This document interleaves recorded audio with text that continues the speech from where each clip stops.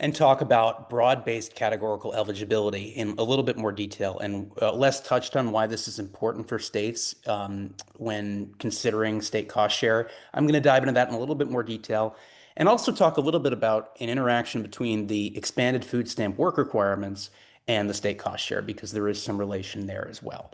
Let's first talk about broad-based categorical eligibility, or BBCE. Under federal law today, food stamp enrollees have an income limit and they have an asset limit. The income limit is that gross income cannot be above 130% of the federal poverty level, and net income, which is just after some deductions, can't be above 100%, which is between $15,000 and $16,000 for a single adult. The asset limit for most households is $3,000 in countable assets, but it's $4,500 if you have someone who's elderly or disabled in the household.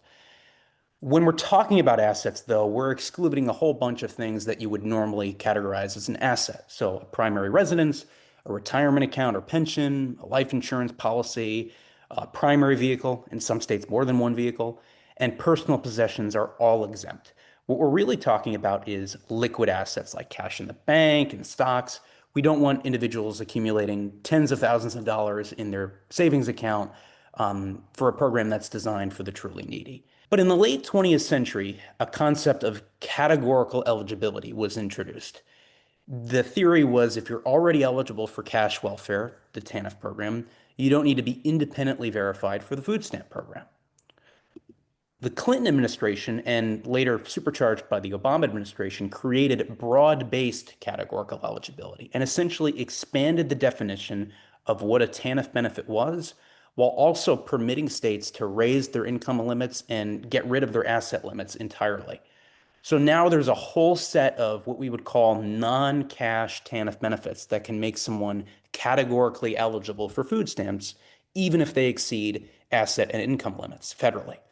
Something as simple as receiving a welfare brochure or getting a referral to a toll-free welfare hotline, even just being eligible to receive one of those non-cash TANF benefits can bestow upon someone broad-based categorical eligibility.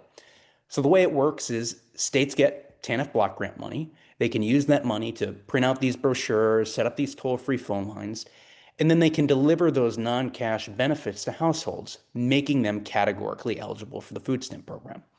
Now, the results of that are pretty dramatic. For a while, we saw food stamp enrollment creep up, relatively stable. After the reforms in the mid-90s, it creeped down again, which was good. And then right at the turn of the century was when BBCE took effect. And you can just see the explosion in food stamp enrollment that occurred in the following years, even before the sort of peak of the Great Recession, as more and more states adopted BBCE. Today, 40 states have BBCE in some form or fashion, meaning they either allow a higher income limit or they do not have any limit whatsoever on assets or have a higher limit than the federal standard of $3,000.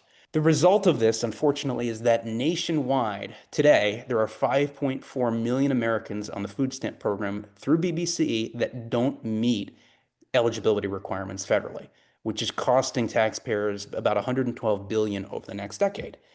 This has clear implications for OB3 because BBCE swells food stamp enrollment. It makes the food stamp rolls larger and more populated than they otherwise would be, which means states that are on the hook for a cost share because of their error rate will be paying more than they would be in the absence of BBCE.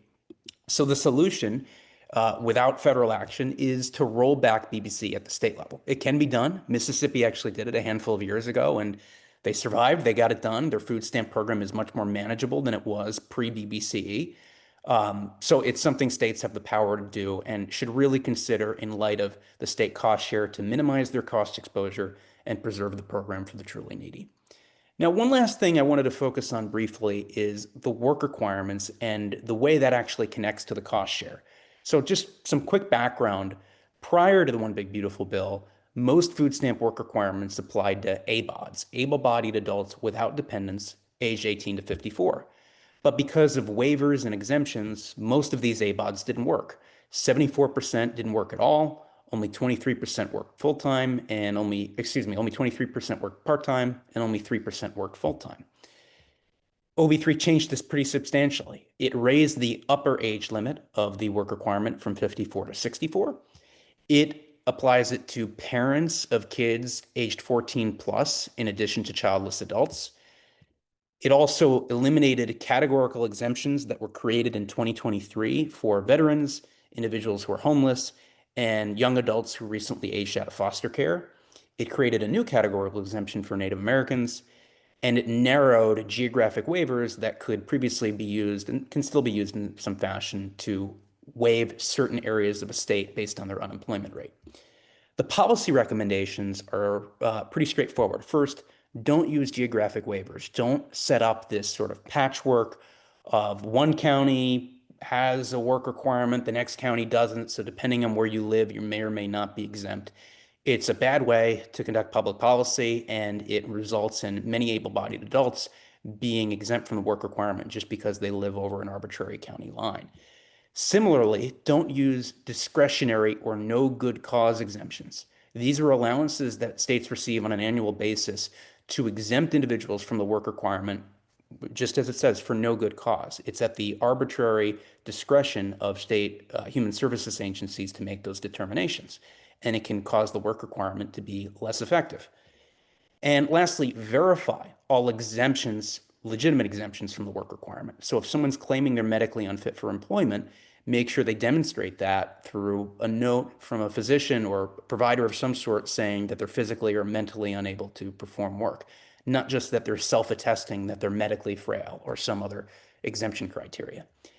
And the point I would really drive at here is the connection between work requirements and the cost share.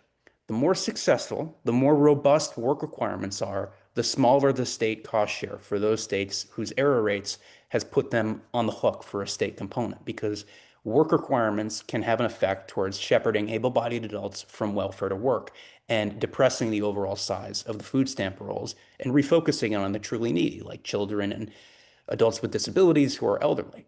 So if states want to reduce their cost share liability, one of the best ways to do that is through a robust implementation of the work requirements without waivers and exemptions.